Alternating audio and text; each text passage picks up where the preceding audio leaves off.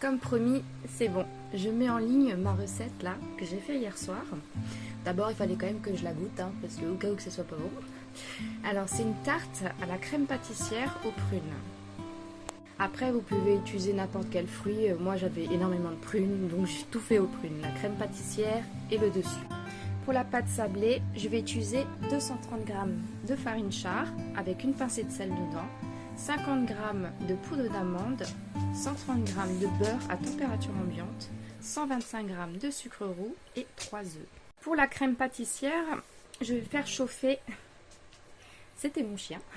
Je vais faire chauffer 500 ml de lait, de coco. En attendant, je vais dénoyauter 500 g de prunes que je vais mixer puis filtrer. Je vais fouetter 4 œufs plus 50 g de sucre. Ensuite, je vais mettre de la maïzena.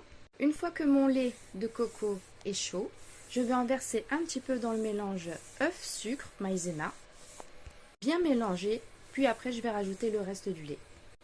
À ce mélange, je vais rajouter mon coulis de prunes. Je vais remettre sur le feu, mais à feu doux jusqu'à épaississement. Une fois que ma crème pâtissière est épaisse, je vais la mettre dans un plat et la laisser au frigo jusqu'à ce que ma pâte sablée soit cuite.